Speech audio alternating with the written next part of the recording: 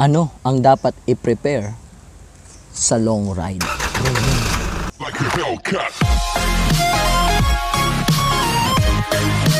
What's up guys?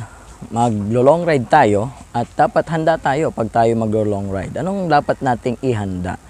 Bibigyan namin kayo ng mga tip kung ano ang dapat i-prepare.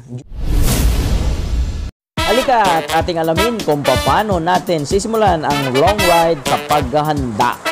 Alright, let's go! In this case, letter B, battery. Hindi na natin kailangang bubuksan to. Nandito kasi ang battery natin. Nandito. So, hindi na natin kailangang buksan yan. All you have to do is just on. I-switch on mo siya. Tapos, makikita mo naman lahat kung gumagana. Alright. L is for lights. Silipin mo kung nailaw. Importante kasi ating mga signal light kung umiilaw. Check natin ang mga ilaw. So, yung ating signal light, kompleto naman. Alright. Headlight. Tapos yung ating tail light.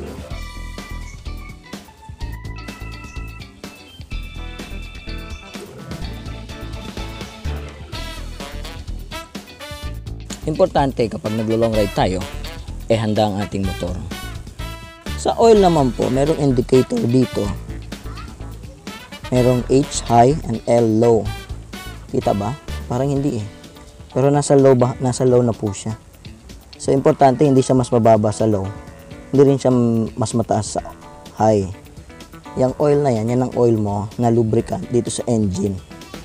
Okay? So, importante na alam mo kung na anong level na ng iyong engine oil o dapat ka na ba magpalit o mag-change oil.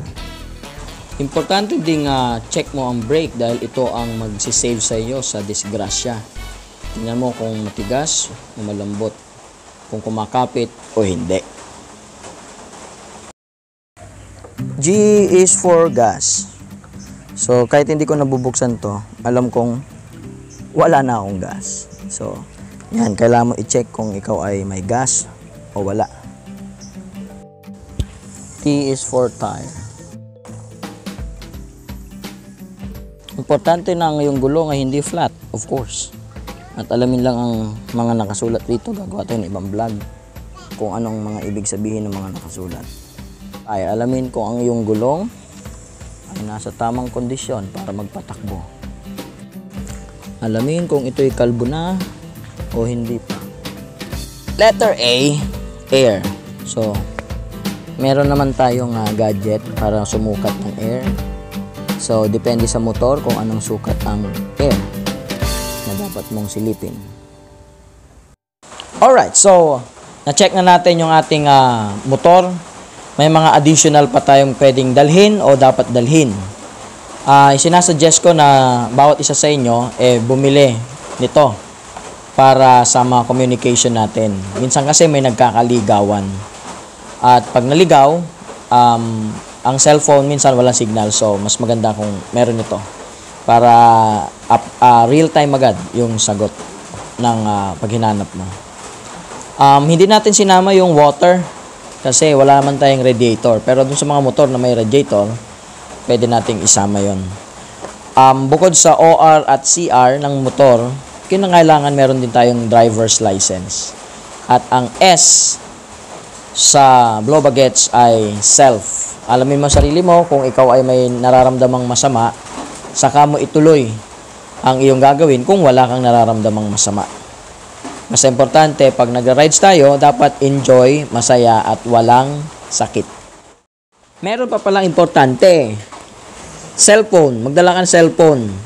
Anong mga app ang dina-download ng rider? Waze, number 1. Number 2, relive or ano ba basa dyan? Relive or relive para ma-record yung ating mga takbo. At importante rin sa mga camera na makapag-capture tayo ng mga video at photo dahil yun ang memory natin pagkatapos natin mag-ride. Memories are important. Maalala kung gaano kasaya ang inyong ginawang rides. I-ready ang inyong mga kailangan at magkita-kita tayo sa ating rides. Alright!